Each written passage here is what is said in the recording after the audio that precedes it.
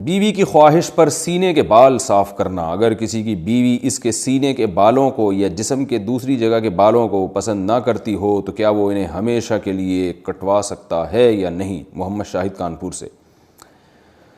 مرد جو ہے نا، سینے کے بال یا کہیں اور جسم میں جو ٹانگوں واگوں کے بال ہوتے ہیں، یہ تو مردوں کے ہوتے ہی ہیں، اور ہم نے کبھی نہیں دیکھا صدیوں تک مردوں نے ان کو کاٹنے کی کوشش کی، اور کبھی بھی نہیں. اب مردوں میں رواج چل پڑا ان بالوں کو کاٹنے کا.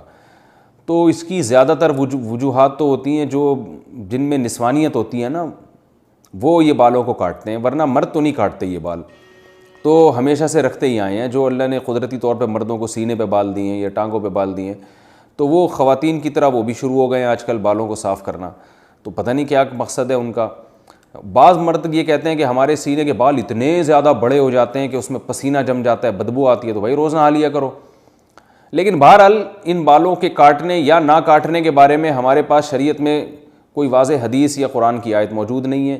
اتنی بات ہے کہ تغییر خلق اللہ، اللہ کی تخلیق کو بگاڑنا یہ حرام ہے. تو کوئی مرد اگر نسوانیت کے لیے، عورت بننے کے لیے، کہ میں لیڈیز تھوڑا ذرا سا ایسا چمکتا ہوا نظر آؤں، تو اس طرح عورت بننے کے لیے وہ یہ کام کرتا ہے. یعنی عورت تو نہیں بن سکتا، یعنی عورتوں کی تو نیت یہ ہوتی ہے نا کہ جو ہے وہ خوبصورت بننا. تو مرد اگر یہ کام خوبصورتی کے لیے کر رہا ہے کہ میں دیکھنے میں عورت جیسا نظر آؤں، خوبصورتی سے مراد نسوانیت والی خوبصورتی، تو پھر تو یہ بالکل حرام ہے.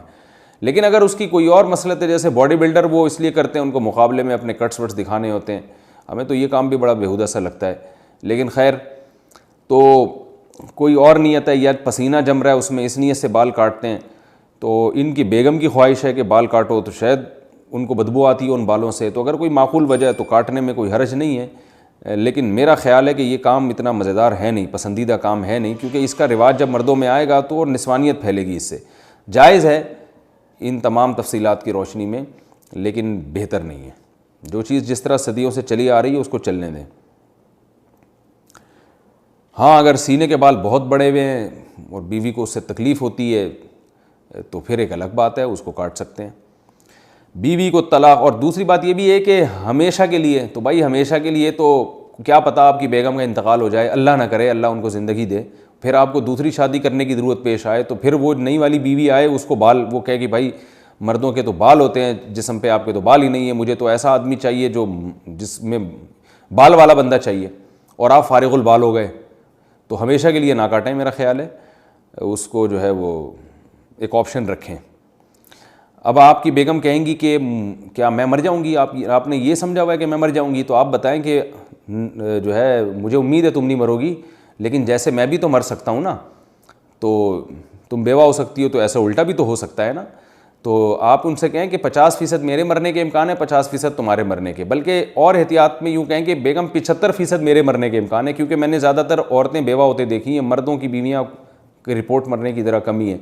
تو آپ کہیں کہ 75% میرے مرنے کا امکان ہے، 25% تمہارا امکان ہے. بلکہ یوں اور احتیاط کر لیں کہ 75% میرے مرنے کا امکان ہے، 24% تمہارے مرنے کا امکان ہے، اور 1% ہم دونوں کے اکٹھے مرنے کا امکان ہے، کہ 1% اس بات کا امکان ہے کہ اکٹھے ہی مر جائیں. تو اب وہ اس 24% کی وجہ سے میں احتیاط کر رہا ہوں کہ بھائی ہمیشہ کے لیے نہ نکالوں. Thanks for watching. Don't forget to like, comment, share and subscribe to